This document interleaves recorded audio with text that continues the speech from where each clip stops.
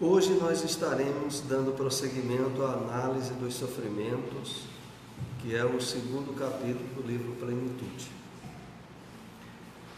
Esse enfoque, como a gente já esteve aqui compartilhando, ele se baseia, sobretudo, uma adaptação, um aprofundamento de Joana de Ângeles, de textos tratados no budismo, e que aqui recebem a contextuação espírita e, sobretudo, no aspecto da psicologia que Joana de Ângeles nos traz.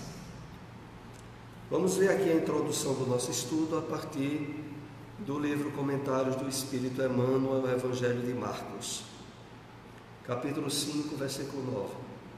Se te encontras a serviço do Cristo na terra, não te esqueças de perseverar no bem, dentro de todas as horas da vida, convicto de que o mal se faz sentir em derredor, à maneira de legião ameaçadora, exigindo funda serenidade, grande confiança no Cristo, com trabalho e vigilância até a vitória final.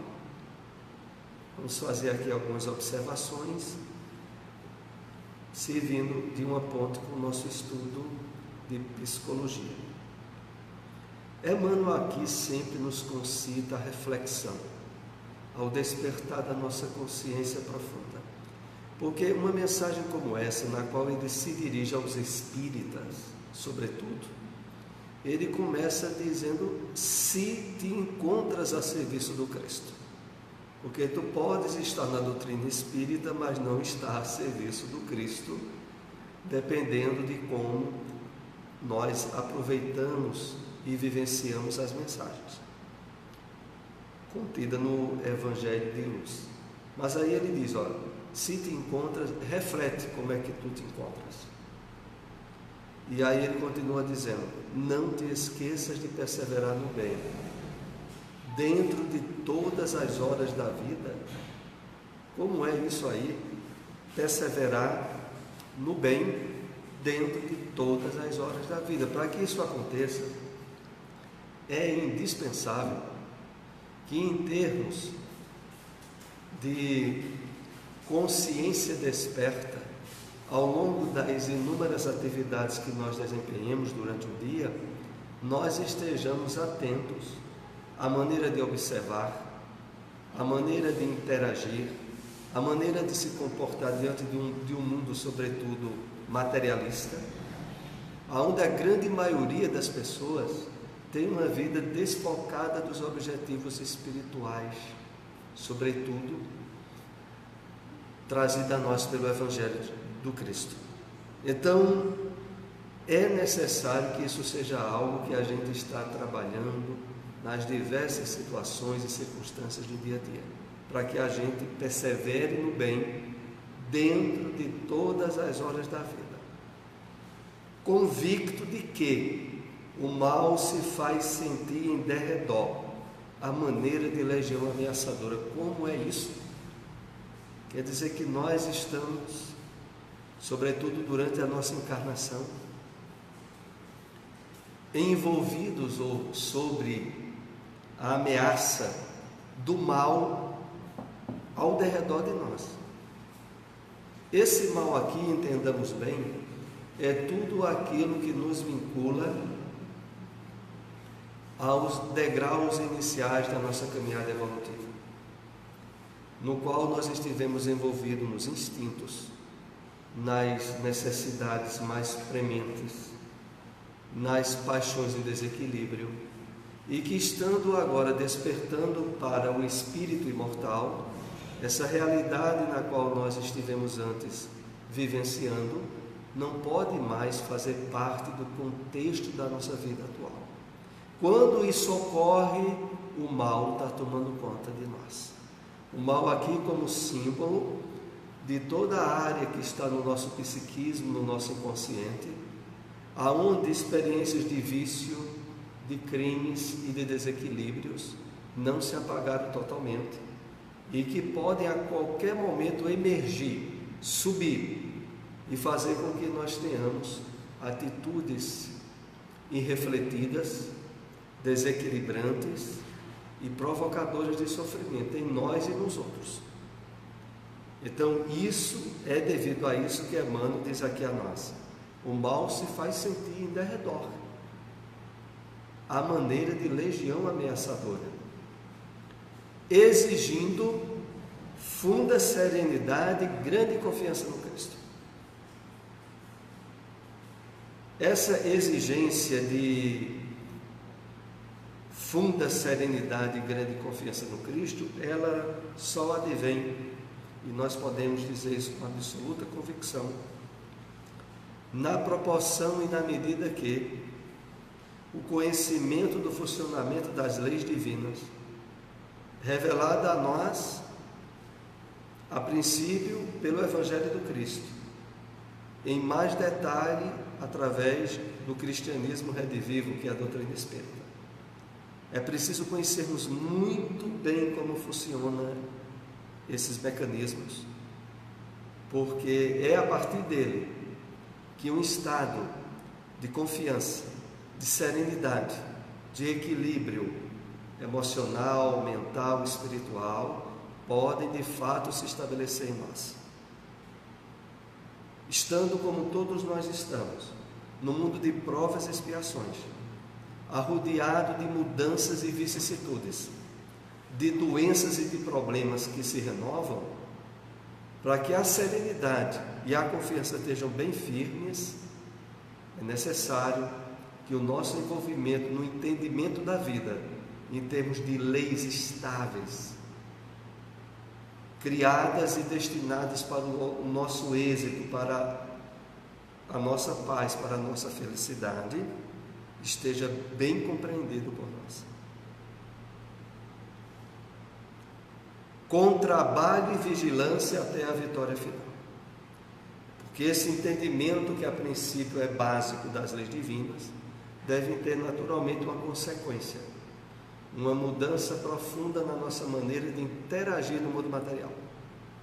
É essa mudança na maneira de interagir que significará trabalho e vigilância. Afinal de contas, em outras mensagens, Emmanuel deixa bem claro: a vigilância mais excelente é aquela decorrente da atividade no bem. Estando envolvido na prática e na atividade do bem, a gente está em vigilância. A invigilância ocorre, sobretudo, nos momentos de ociosidade, de mente vazia, que se torna a oficina do diabo. Ou, como ele disse aqui anteriormente, do mal que se faz sentir em derredor. Bom, feitas essas observações, vamos para o nosso tema, análise dos sofrimentos, continuação do livro Plenitude. Eu tenho um exemplar aqui da capa mais antiga, já mudou essa capa, mas o conteúdo é o mesmo. Então, esse livro nós estamos iniciando praticamente o estudo dele.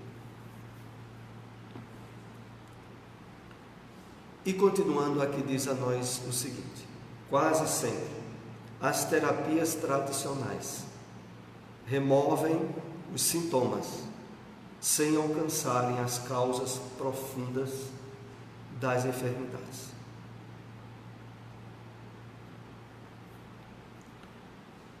A doutrina espírita, nos revelando a essência da vida, que é espiritual, de onde nós viemos, que é a realidade que transcende ao corpo, nos leva às possibilidades de averiguar e conhecer as raízes do nosso sofrimento e, logicamente, a forma eficaz de resolvê-las.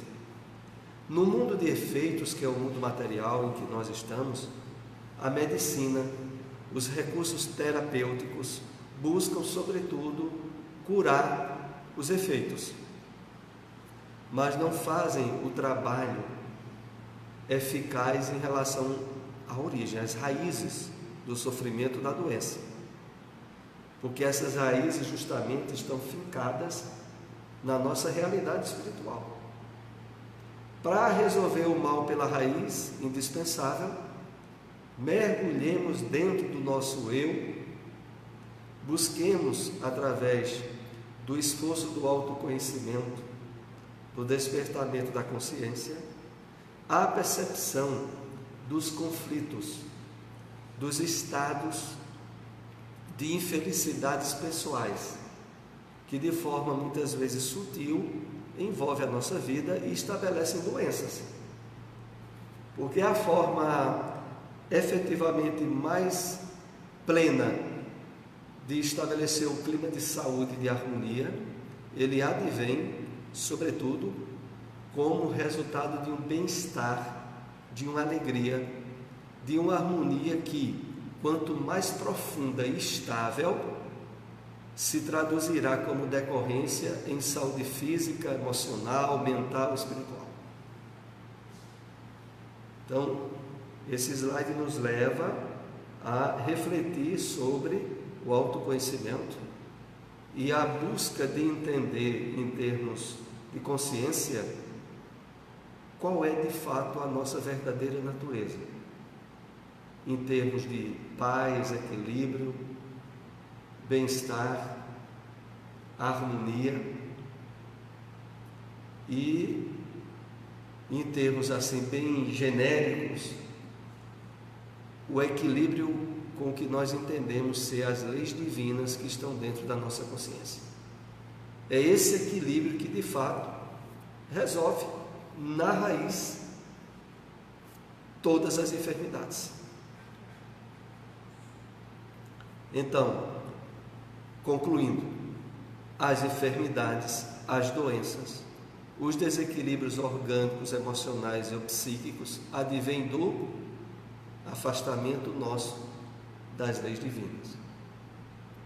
Se esse afastamento não está sendo promovido na vida atual, e atualmente nós estamos enfermos, é porque esse afastamento foi no passado, que não se apagou, está no nosso inconsciente, e é gerador de transtornos e problemas outros, dando origem não só às doenças que se externam em termos físicos, como às psíquicas. E isso nós estaremos de fato trabalhando com eficácia ao tratarmos do nosso autoconhecimento, do despertamento da nossa consciência, do eu profundo, de ter uma vida mais em consonância com o que nós sabemos ser certo e harmonia com as leis divinas. Continuando, as tensões físicas, mentais e emocionais são igualmente responsáveis pelas doenças, sofrimento que gera sofrimento. Analisemos então o seguinte: quando agimos ou reagimos em termos de infância espiritual, de imaturidade emocional, nós não percebemos que ao receber determinadas ataques ou desequilíbrios provenientes dos outros e reagimos de forma rancorosa ou irada, nós estaremos fazendo sofrimento que gera sofrimento. Porque aquela maneira infantil e imatura de reagir emocionalmente ao desequilíbrio de outro, o desequilíbrio do outro por si só conseguiu nos atingir, já é um problema. Porque de algum modo nós estivemos abertos, psíquica, emocional, espiritualmente, para que aquilo nos atingisse. Nos atingiu, já é um problema. Porque só nos atingiu por determinadas fraquezas do que poderíamos chamar sistema imunológico espiritual nosso. É como acontece em relação às doenças físicas. As pessoas que, por exemplo, têm um sistema imunológico fragilizado, elas vão contrair uma série de doenças e de enfermidades que outras não contraem, fisicamente falando. Quando entra para a área psíquica, alguém que tem o seu sistema imunológico fragilizado, quando recebe a repercussão de uma emoção negativa de alguém ou adversa a ele, aquilo tem um impacto que o desestrutura. Primeiro problema, porque não desestruturou exclusivamente por responsabilidade do emissor, mas porque houve o emissor e tinha um receptor desestruturado para receber a negatividade. Isso já é um problema. Aí essa pessoa, por imaturidade, responde com uma raiva, com um transtorno. Aí já gerou um problema a mais. O primeiro problema foi recebido, o segundo foi construído.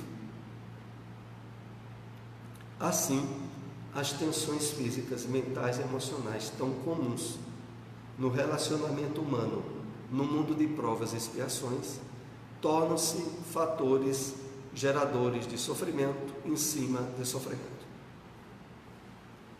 Esse trabalho que nós vamos fazendo conosco mesmos, em termos de maturidade psíquica, de despertamento de consciência, podemos, sem nenhum exagero, dizer que é o caminho da imunologia espiritual,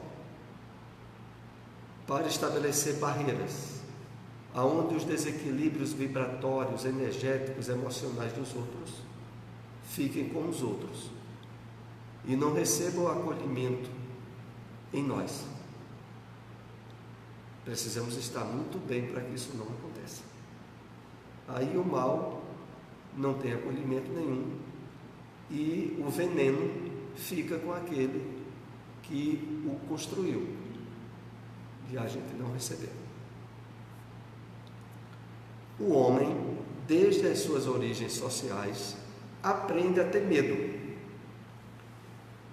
a conservar mágoas, a desequilibrar-se por acontecimentos de som menos importância, desarticulando o seu sistema energético. Que coisa, né? A pessoa recebe uma energia negativa que alguém lhe direcionou e no momento em que recebe, prejudica a sua própria saúde. A doutrina espírita, ela deixa bem claro para nós o seguinte: se alguém lhe faz um mal, e esse mal em termos, por exemplo, econômicos, sociais, físicos mesmo, alguém lhe atingiu, lhe fez um mal. Esse mal por si só, se você não der campo para que ele gere um desequilíbrio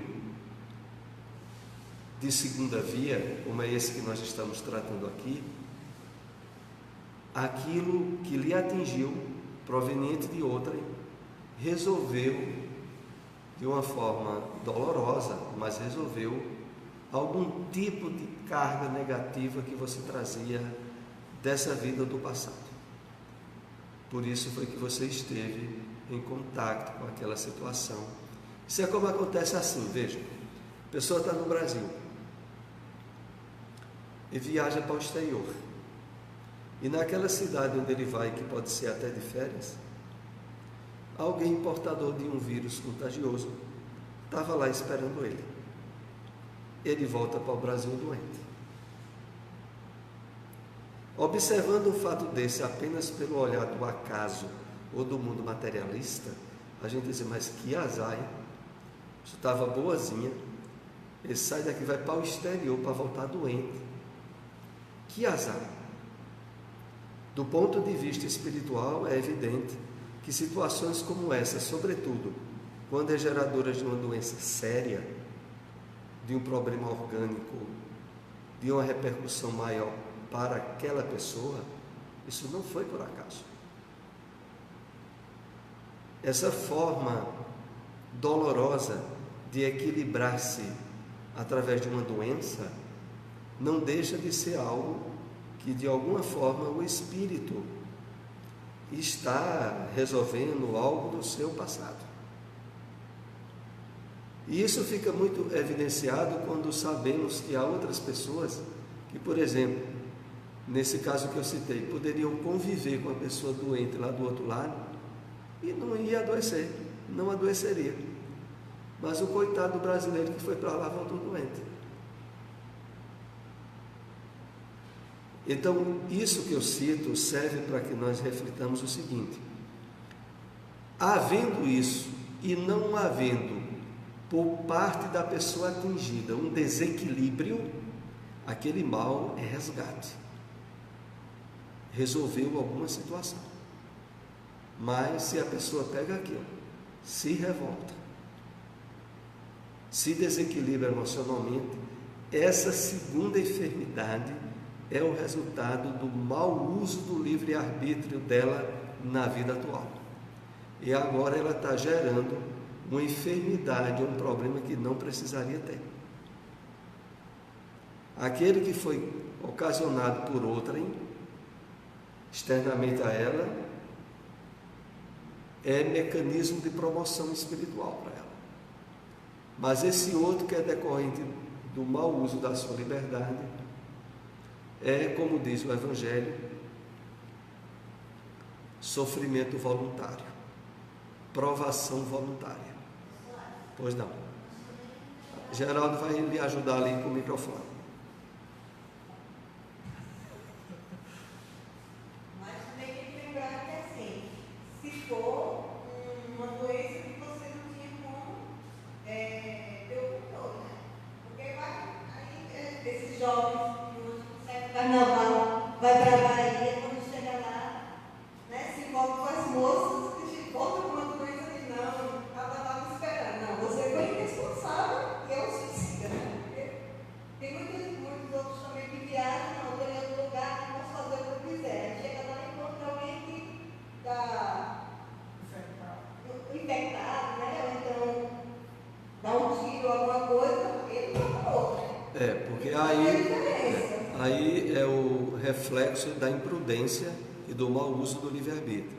Mas no caso que eu cito, é alguém que, em termos de até atividade normal de umas férias, ele vai para um lugar e chega lá, adoece com um vírus ocasionado fortuitivamente por alguém até de outro país. E, como eu disse, aquilo só ocorreu por certa fragilidade no sistema imunológico dele e por provações, resgates, que se não é decorrente de situações da vida atual, estaria resolvendo coisas do passado dele. O problema, de fato, só existe quando a reação que a pessoa tem frente àquilo vai ser geradora de um sofrimento novo, totalmente desnecessário. E aqui é que está o X do problema. Porque o X do problema aqui é o seguinte, isso é bem importante. Se nós não estivermos trabalhando o despertamento da nossa consciência profunda, se não estivermos no esforço possível de harmonia com as leis divinas, nós facilmente somos geradores de reações, de atitudes que causam sofrimento de mão dupla. Então, o natural da reação que vem do instinto é: alguém me agrediu, agrido do mesmo jeito. Isso é a reação do instinto animal.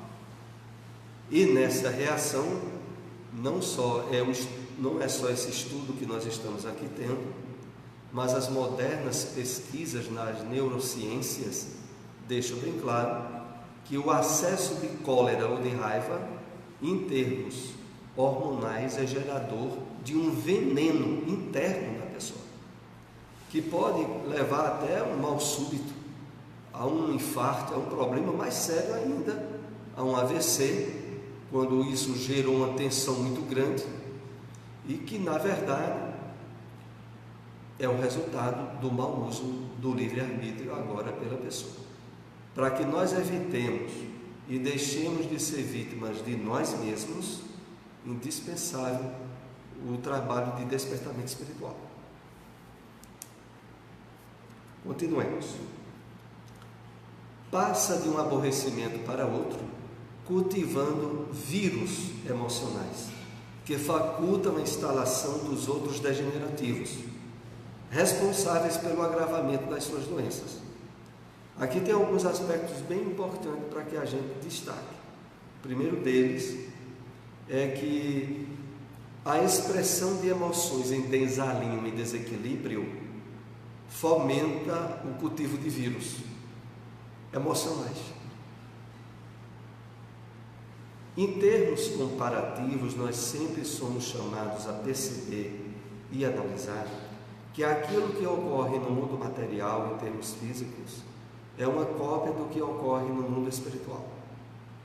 Ora, se nós temos os vírus estabelecidos num clima orgânico, propício para eles no mundo material, não precisa de muito aprofundamento decorrer de que é possível haver vírus psíquicos, emocionais, que estabelecem na criatura em desalinho com as suas emoções um subsídio de doenças a mais face à atitude que ela tomou.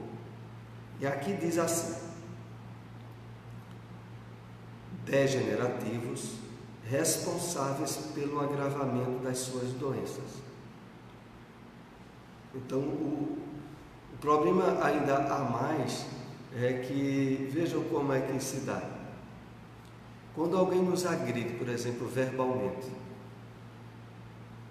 expressando que está doente do espírito, né? Porque ninguém agride outro verbalmente sem estar doente do espírito.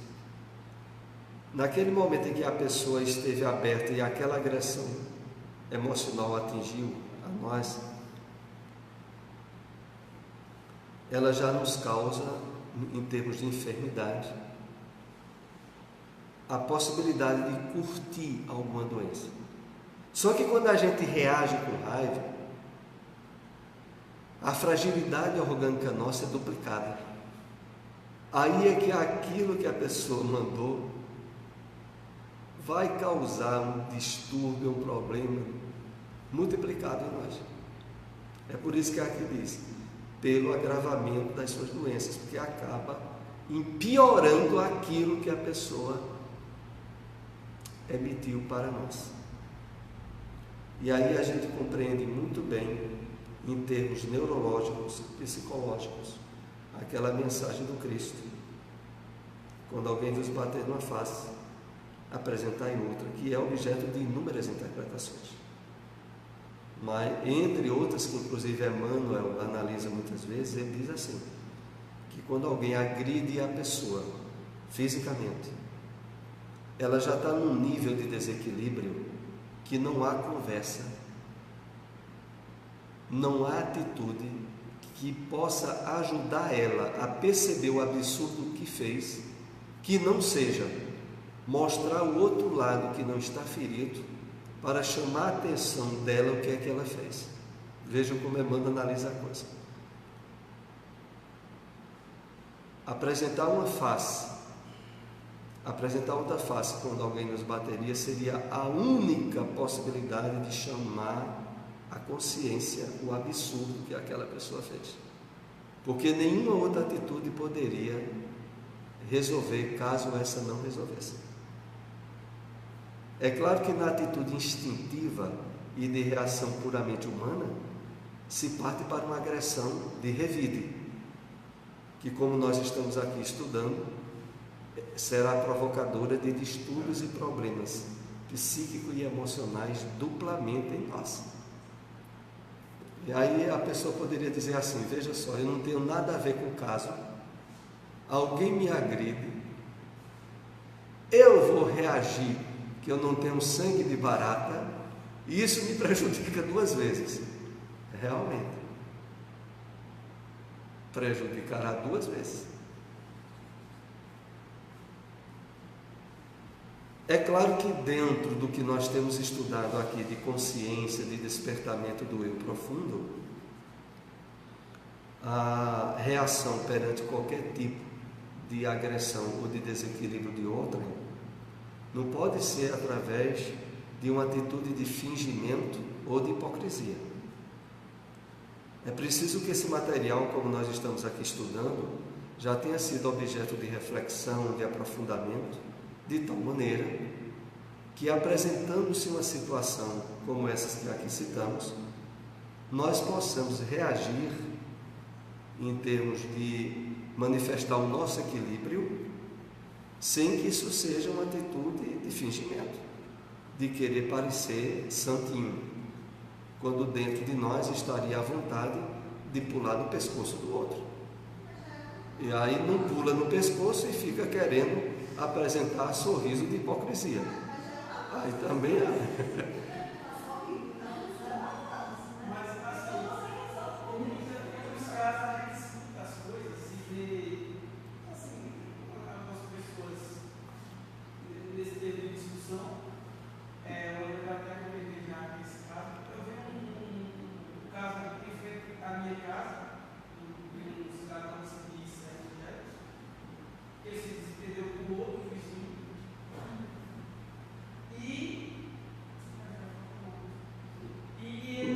Bota mais próximo o microfone. Ele disse: se eu não fosse crente, eu ia torar o seu pescoço com esse faz não.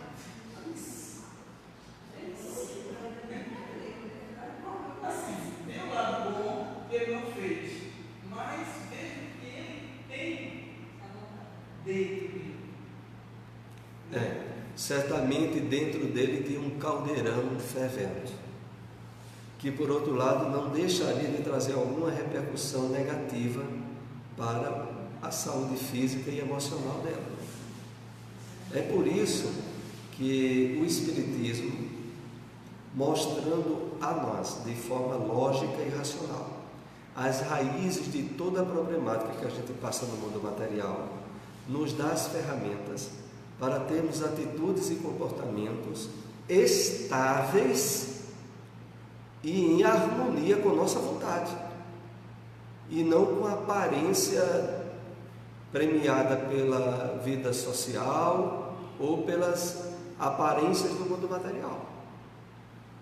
Nós temos, pelo que nós já aprendemos e é revelado na doutrina espírita, a possibilidade de, quando faz algo certo, tem atitude coerente e lógica, faz de coração, de certeza e não de aparência. Pois não, Camila?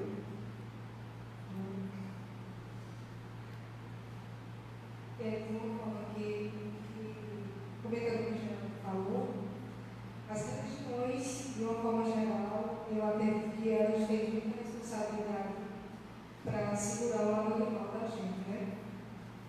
A religião que for, ela está ali. Se a pessoa está praticando uma gosta de uma forma de outra, ela vai influenciar para frear um pouco esse lado animal e impensado que a gente tem muitas vezes. Independente da religião que for. Eu acho que se não fosse a religião ou alguma crença desse tipo, as pessoas, as cadeias estão muito mais cheias, né? As pessoas não teriam, mesmo que fosse o temor da religião, que impõe o temor, elas não teriam medo de nada e iam fazer um pedido desse para fazer o que entender, né? E com relação à hipocrisia, diante de certas situações, eu acho que varia, cada caso tem o seu caso. O que você sente, só você sabe, mas se ali você está tentando exteriorizar uma coisa, seja por educação, mesmo que você não goste daquela pessoa, mas você esteja sendo educado, eu acho que isso não é hipocrisia. Para mim não é. Para mim é educação e consenso. É só aquela pessoa sabe o que ela sente, ela não está indo de encontro ao que ela sente. Ela está apenas sendo educada, eu acho, né? Então, e a pessoa também, por mais que ela não goste de outra pessoa, ela pode tentar mudar a forma como ela está agindo, né? Quer dizer, você pensa uma coisa, mas você está exteriorizando outra. Mas não é o que você, lá no fundo do seu coração, sente, mas é o que você acha que é mais certo naquele momento. Isso também pode ser visto como hipocrisia, mas eu já vejo como um lado bom. É uma parte que diz frear os seus instintos, frear aquilo que você sente, mas que você sabe que não é tão certo assim, que aquela pessoa tem dado motivo ou não. Ali está prevalecendo o consenso. O que é interessante aqui quando Camila fala é que esse contexto que ela colocou de religião é o padrão comum das religiões tradicionais. Inclusive, no aspecto que eu vou dizer aqui, o Espiritismo se diferencia das religiões. Por quê? Porque dentro do contexto de revelação espiritual que o Espiritismo nos dá, ele clama para que a gente esteja sempre usando a lógica e a razão, estabelecendo deduções e conclusões dentro do nível de realidade que a gente pode absorver. Ou seja, enquanto muita gente aí fora, devido aos contextos morais das religiões que seguem, tentam muitas vezes expressar aquilo que não está em harmonia com o íntimo dela, no Espiritismo nós temos todas as ferramentas para expressar de forma a mais autêntica possível, em harmonia com o que a gente sente, consequência do que já estudou e deduziu. Não sei se eu entendi, se eu me fiz entender bem. É no Espiritismo que nós temos todos os meios de ter um comportamento autêntico e zero de hipocrisia. Se de fato a gente se aprofundar na mensagem espírita. Porque quando ela nos chama ao conhecimento das origens da dor e do sofrimento e mostra o caminho lógico e deduzível de como está sendo resolvido através do que a gente passa aqui na Terra, ela nos dá meios de expressar e trabalhar isso no convívio com os outros como resultado de algo autêntico em nós, porque é consequência das deduções nossas frente ao que ele nos ensina. Enquanto que as demais religiões colocam de forma ampla seus artigos ou postulados do que é certo e do que não é certo, e as pessoas tentam aderir a eles, abdicando do uso da razão e da lógica. No Espiritismo a gente é chamado justamente ao contrário. Só faça se você deduzir e tiver convicção de que é assim o certo. Só faça se for assim. Não faça como se você estivesse aceitando dogmas ou definições que não sejam suas, e sim dos outros.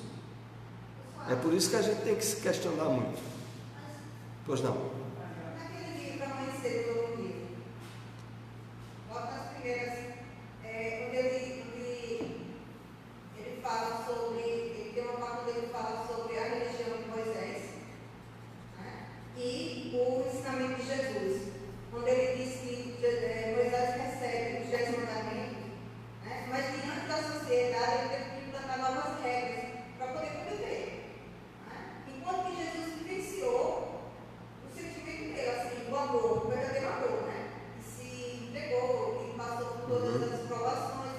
Aí até diz assim, não queremos imitar Jesus, mas sim ter ele como caminho a seguir. Mas a espiritualidade também sabe que nós temos, como Camila falou, o tempo de cada um. Hoje, pensar em não revidar já é um avanço. Sem dúvida. Está avançando no elenco, 2, 3, 4, 10 livros espírita que a gente vai virar Jesus.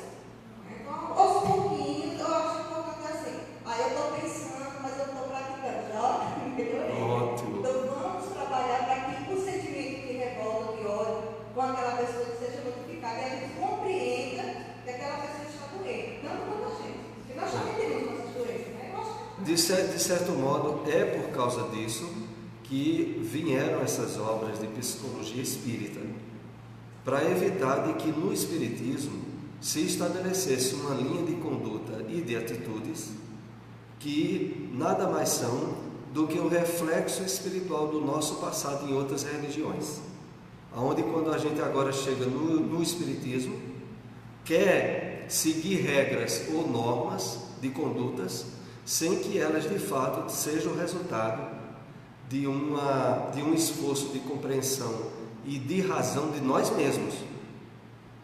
Nós temos, quando a gente faz esses estudos aqui que abordam muito a questão do despertamento da consciência, é justamente para que a gente pare, de uma vez por todas, de estar em esforços mínimos de vivência do que a gente sabe o que é certo, para passar para um estágio onde a gente pratique de forma mais ampla, espontânea e constante aquilo que a gente sabe que é certo. Que história é essa de a gente sabe o que é certo e faz o que é errado? Isso muitas vezes ocorre independente de religião, e muitos espíritas se envolvem nisso. É para parar com essa loucura que a gente tem esses estudos, porque nada mais incoerente do que eu agir de uma forma que vai de encontro com o que eu sei que é certo. E aí eu vou ficar usando argumentos que são bem particulares a outras religiões, de que não, mas está no esforço, porque ainda não compreendeu bem o que é o certo. Mas se toda vez que você dá um deslize, você se autoculpar e não sei que é verdade, não conseguindo, e você se flagelar, vai acabar você. É por isso que essa tal história de culpa é tão tratada nesses estudos de psicologia, porque a gente tem que parar com essa loucura de sair culpando pessoas, coisas e circunstâncias pelas nossas escolhas, quando de fato são escolhas pessoais nossas e que a gente não quis assumir a responsabilidade, né? Joana de Ângeles fala muito sobre, em qualquer momento em que a gente aparentemente esteja dando abertura à culpa, a gente refletir sobre responsabilidade, porque culpa é fuga, a responsabilidade é aprendizagem. A gente vê o que errou, compreende, faz um esforço íntimo de que aquilo não vou permitir repetir e está resolvido. Mas aí outrem, ou nós mesmos, antes eram habituados ao quê? Errei, assumo a minha culpa e amanhã repeto o mesmo erro. Porque o assumir culpa acabou se estruturando no psiquismo da grande maioria das pessoas, sabe como que? Como pagamento. É assim, a pessoa errou, eu me sinto culpada, pronto, paguei e estou habilitada a fazer de novo. É assim que muita gente faz. Agora, diante do que a gente aprende em termos de psicologia, estou me sentindo culpado, reflita. Veja o que você errou. Assuma o compromisso de não repetir o erro. Use essa experiência como aprendizagem. Aí você está ótimo. O que mais dificilmente ocorrerá. Porque é comum, sabe, Geraldo? É comum haver o retorno de erros por aquilo que não foi objeto de conscientização responsável. Quando é alvo de conscientização responsável, a gente não costuma errar de novo, não. Pois não, Camila? O bom é a gente se auto-perdoar, né? Quer dizer, também, desde que você estude, lê bons livros, tem um bom pensamento, e você ainda cai no erro, você tem que ter humildade para reconhecer o erro e se auto-perdoar. E saber que você está perfeito, que você pode errar, mesmo estando na doutrina, mesmo estudando, ouvindo, e por aí vai. Cada um sabe a montanha que está enfrentando, né? Para poder se auto-perdoar. E eu acredito que a culpa muitas vezes vem de autossabotagem, né? Você quer uma coisa, faz outra, sabe que é errado ou não conscientemente, vai lá e faz. Você realmente não aderiu aquilo que você gostaria de fazer. Aí é um ciclo, né? Aí você faz, aí se culpa, depois volta, faz, se culpa.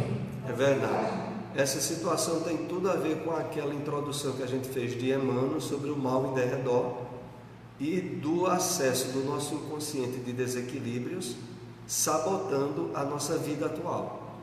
E na verdade isso acontece com a maioria das pessoas, porque só quem está num trabalho de compromisso, de autoconhecimento, de compromisso com a paz e felicidade própria, é que impede ao máximo que isso ocorra. E o êxito estará se dando de uma forma cada vez mais ampla, na medida em que a pessoa de fato assume as rédeas da sua vida e não deixa que imposições dos outros, inconscientes mal resolvidos e outras questões nos infelicitem. Mas vamos continuar aqui com mais um slide, senão esse estudo nosso vai pular para a próxima semana, a conclusão pelo menos. Os condicionamentos as ideias pessimistas, as crenças absurdas, as ações vexatórias são responsáveis pelas tensões que levam à desarmonia. Evitando essas cargas, o sistema energético e imunológico liberará de doenças. O indivíduo e a sua vida mudará, passando a melhorar o seu estado de saúde. Então aqui, de uma forma mais detalhada, Joana de Ângeles vai dizer todos os aspectos que estão por trás das atitudes irrefletidas geradoras de sofrimento. São os condicionamentos, as ideias pessimistas, as crenças absurdas, as ações vexatórias, tomadas de forma impensada e precipitada, são responsáveis pelas tensões que levam à desarmonia. Evitando essas cargas, o sistema energético e imunológico liberará de doenças. Então, a forma mais eficaz de estarmos trabalhando pela nossa saúde, em termos psíquicos, emocionais, espirituais, é o quê? É efetivamente perceber esse desgoverno que deve estar fora de nós e evitar que nós mesmos estabeleçamos sintonia com ele. Para isso, esse próprio estudo que nós estamos tendo aqui vai aos poucos nos tornando mais responsáveis pelos nossos estados de escolhas emocionais, aonde o compromisso que cada vez mais a gente deve ter com a nossa própria felicidade ou plenitude é quem deve ser o determinante ao longo das horas do nosso dia a dia do que estará nos acontecendo. Dá para a gente perceber que na medida em que nós vamos despertando mais em termos de consciência, os fatores materiais externos a nós passam a ter menos poder, menos influência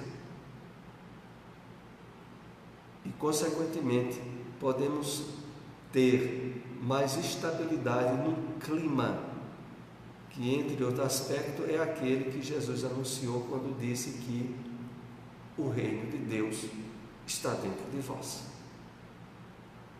O problema é não deixar que quem está do lado de fora sabote, e nem aquilo que poderia vir do nosso inconsciente de outras vidas e que precisa estar agora sendo ressignificados.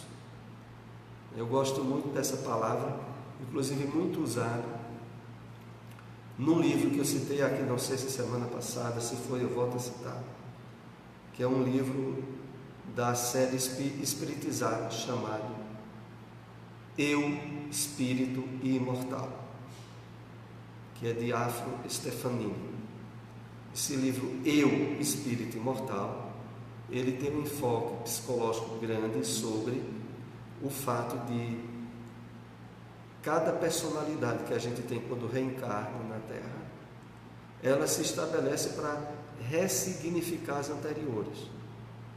Quando a gente passa a ter uma conduta ou alguma atitude que vai de encontro a essa ressignificação, nós geramos transtornos, geramos estados de infelicidade, o que é relativamente comum nas pessoas que desconhecem totalmente o que de fato elas são: espíritos em transição no corpo, portadores de um passado que muitas vezes foi mal resolvido. Isso que é a base do psiquismo da maioria das pessoas, nós podemos aqui entender de forma bem taxativa. É o grande clima de infelicidade que a maioria vive na Terra. Não importa se tem facilidades econômicas ou não, facilidades afetivas ou não, não importa situação material nenhuma, elas por si só são um problema. Como não estão se trabalhando espiritualmente, o que a vida der a elas em termos externos, elas irão atrapalhar. É por isso que Jesus diz aquilo, Buscai primeiro o reino de Deus e a sua justiça, que as demais coisas vos serão acrescentadas. Quando a gente não busca o reino de Deus primeiramente, as demais coisas são atrapalhadas, porque a gente mesmo atrapalha. Se a gente não tiver de bem com a gente mesmo, a gente pode estar vivenciando a situação melhor, mais felicitadora, que a gente pode ter pedido tanto a espiritualidade e a gente se sente infeliz e fica encrencando com detalhes ou, entre aspas, provas que na verdade seriam até benéficas para que a gente aproveite bem aquela situação que está vivendo. Mas a questão toda é essa, é que se não estivermos trabalhando bem o nosso interior, nada presta, tudo a gente atrapalha, a gente acha forma de complicar. Diga-se isso, por exemplo,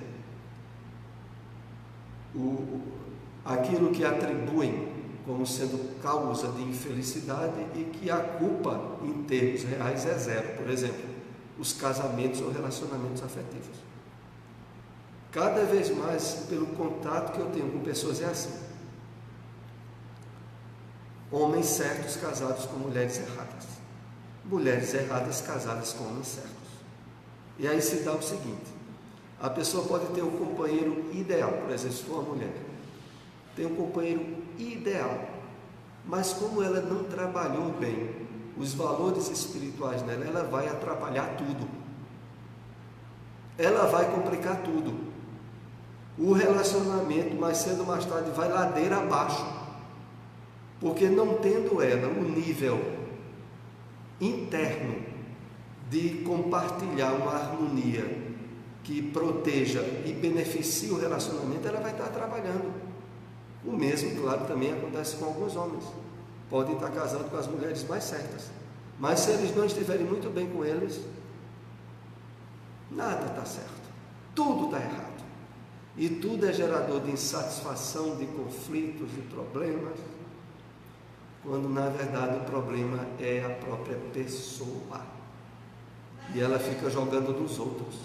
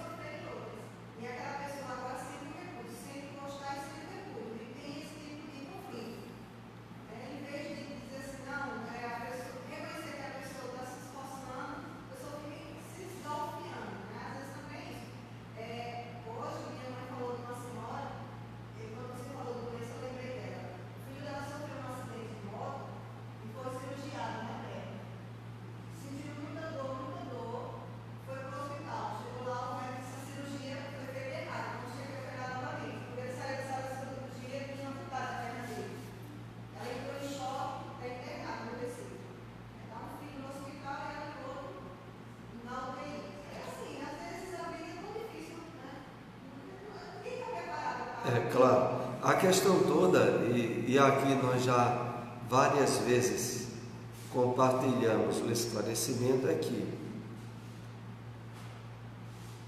sobretudo profundamente baseado no Evangelho do Cristo, nós temos que resolver a nossa questão individual, pessoal, para poder possibilitar de forma eficaz o encontro com outras pessoas e com outras situações que estabeleçam-se de forma harmoniosa e planificadora. Porque enquanto a gente psiquicamente, espiritualmente está cheio de problemas, poxa, a gente se torna um polo de atração para outras pessoas psiquicamente cheias de problemas. E qual vai ser o resultado disso? Vamos aqui para mais um slide. As causas profundas das doenças, portanto, estão no indivíduo mesmo, que se deve autoexaminar, autoconhecer-se, a fim de liberar-se desse tipo de sofrimento. Então vejam, as causas profundas, as raízes das doenças estão em nós mesmos. É por isso, como a gente tinha citado naquele exemplo, quando a gente não tem que, por exemplo, adquirir certas doenças, o sistema imunológico nosso protege, beleza. Se a gente tiver de passar por certos tipos de provações de doenças, justamente ali, o sistema imunológico não vai produzir. E a gente vê que está profundamente ligado, intimamente ligado, né? As defesas do corpo, as defesas da alma, as necessidades e provas que o próprio Espírito traz. É claro que é imprescindível que aqui a gente coloque o seguinte, vejam só. Se nós, através do esforço do autoconhecimento, da prática e vivência do bem e do amor, criamos meios de retificação do próprio passado espiritual nosso, automaticamente o que é que vai ocorrer com o sistema imunológico? Vai nos proteger daquilo que antes ele não estava nos protegendo. É por isso que há, hoje em dia, cada vez mais os estudos da chamada epigenética, que abriu todo um campo de provas que vai de encontro à genética. A genética, como é decorrente, especificando que a gente, através de certas debilidades que os genes traz, vai ter tal ou tal doença, tal ou tal problema. A epigenética vai dizer o seguinte, que através dos fatores sociais, pessoais, de interação com o ambiente, nós podemos alterar as próprias estruturas genéticas que trazemos. Isso hoje em dia é comprovado cientificamente. E isso que a gente aprende na própria doutrina espírita, né? Porque é a doutrina espírita que diz para nós de forma bem clara de que quando a gente se alinha na prática do bem e da caridade, a gente está resolvendo problemas do passado. A gente está se tornando agentes epigenéticos e fazendo com que alterações profundas no nosso ser criem um ambiente para a saúde e para a superação de enfermidades. Vejam que coisa. O curioso de tudo é que a gente sabe disso. Isso hoje em dia é provado cientificamente. E a maioria de nós espíritas ficamos como? Quase inertes, parados. E dizendo assim, mas é verdade. A ciência aí está provando, é verdade. E por que isso não se torna um futucador, uma coisa que nos acicate a ter uma atitude mais positiva na prática do bem, se a gente sabe que isso é um fato? Porque é ciência de que a epigenética altera a genética, e a epigenética é decorrente do trabalho que a gente está fazendo de autoconhecimento, equilíbrio psíquico, mental e espiritual, vivência e prática do bem. Aí a gente altera as coisas que traz dentro de si em termos de enfermidades. Vamos para o último slide de hoje devido à hora, hein? A maioria dos sofrimentos decorre da forma incorreta, porque a vida é encarada. Na sua transitoriedade, os valores reais transcendem ao aspecto e à movimentação que geram prazer. Esse é o sofrimento da impermanência das coisas terrenas.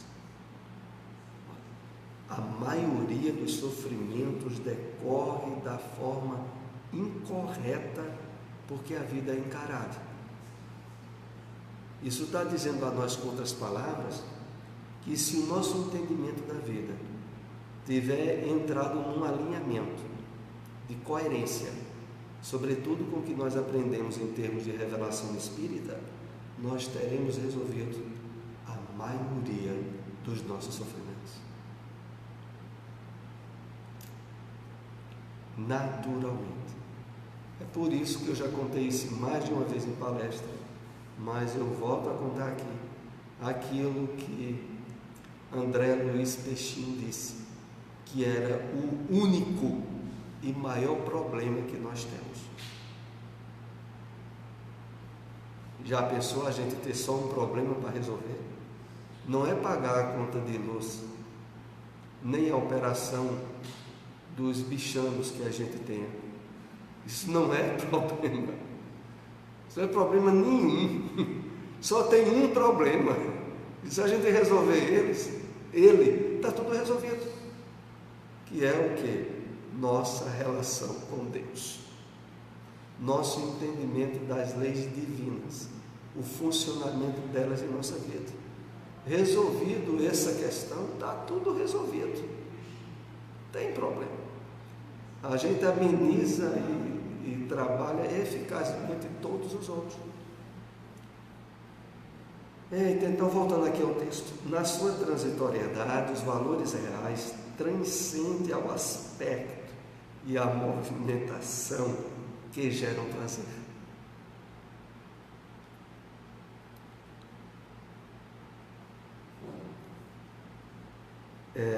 Esse é o sofrimento da impermanência das coisas terrenas. Porque aqui é o seguinte, veja, aqui a gente está sendo chamado a trabalhar a realidade e que existe, por isso é que nós estamos trabalhando aqui com elas, de que há um nível de satisfação, de prazer, de bem-estar psíquico, profundo, para lá da satisfação dos instintos.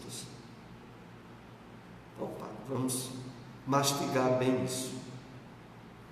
Para lá do que a gente sente em termos de prazer, ou até de orgasmos físicos, existe algo real em termos de plenitude, de bem-estar, de se sentir exuberante na realização de fatores que transcendem a satisfação de necessidades físicas ou instintivas. É claro que a grande maioria da humanidade, isso que a gente está aqui compartilhando, a gente está batendo em pedra. Porque as pessoas que vivem só para o sensório e para a realidade física, dizem isso é conversa para o boi dormir, isso aí é projeção de psiquismo alterado. Mas é uma realidade, que aqui o texto faz essa abertura quando diz assim: na sua transitoriedade, os valores reais são os espirituais, transcendem o aspecto e a movimentação que geram prazer. Esse é o sofrimento da impermanência das coisas terrenas. Porque qual é a base do maior sofrimento que a gente tem? A perda da satisfação de coisas físicas. Em todas as áreas que a gente atua, viu? O que é que tem levado tanto aí as pessoas idosas aos estados de depressão, por exemplo?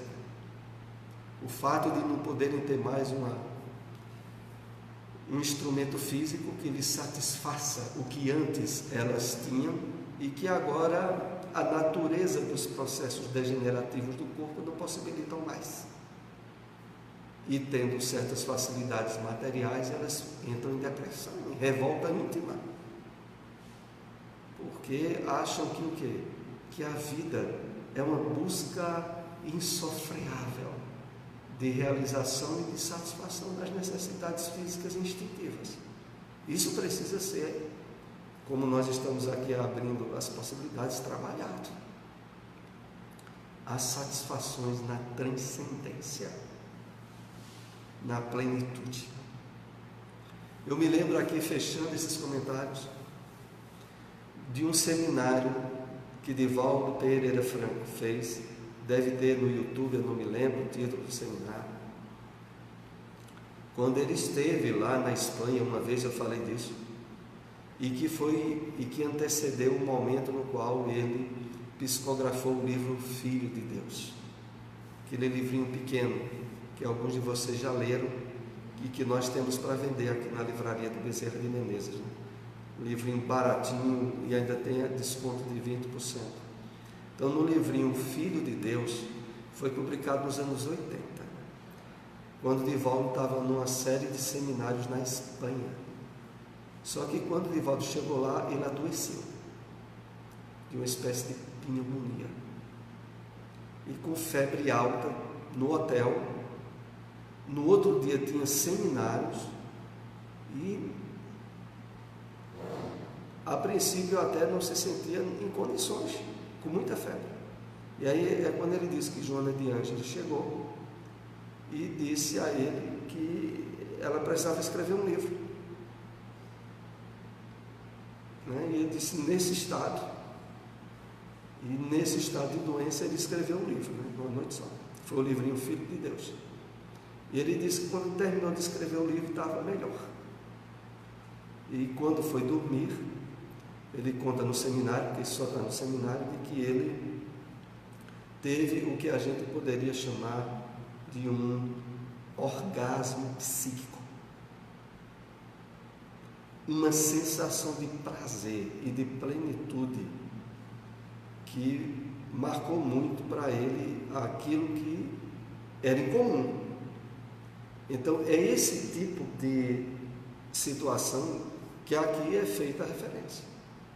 Há níveis psíquicos de transcendência, aonde nós iremos, se não agora, estamos começando a trabalhar isso, parar de buscar apenas a satisfação de necessidades puramente físicas, como se isso pudesse nos dar plenitude, quando na verdade normalmente vai nos dar enfermidades ou sofrimento pela impermanência das coisas materiais.